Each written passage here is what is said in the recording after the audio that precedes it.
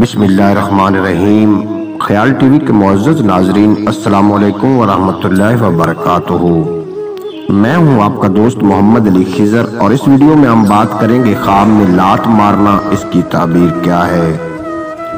حضرت ابن سیرین رحمۃ اللہ علیہ نے فرمایا ہے کہ اگر کوئی خواب میں دیکھے کہ اس نے کسی کو لات ماری ہے تو دلیل ہے کہ اس سے یا اس کے خواہشوں سے اس کو نقصان پہنچے گا، اور اگر کوئی خواب میں دیکھتا ہے کہ اس کو گھوڑے نے لات ماری ہے تو دلیل ہے کہ اس کے مرتبے اور بزرگی میں نقصان ظاہر ہوگا، اور بعض اہل طبیب نے بیان کیا ہے کہ فساد میں مشغول ہوگا۔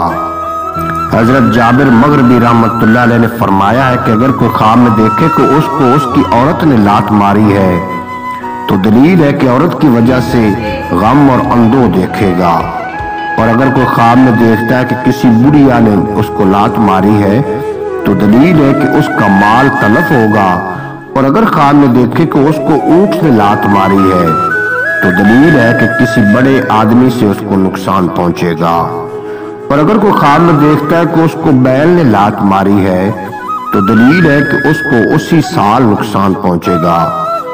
حضرت امام جعفر صادق علیہ السلام نے فرمایا ہے کہ خواب میں لات مارنا 4 وجہ پر ہے۔ نمبر 1 نقصان، نمبر 2 اندیشہ، نمبر 3 غم اور اندوہ، نمبر 4 عیال کا فساد۔ امید ہے کہ آپ کو یہ آج کی مختصر ویڈیو پسند آئے گی۔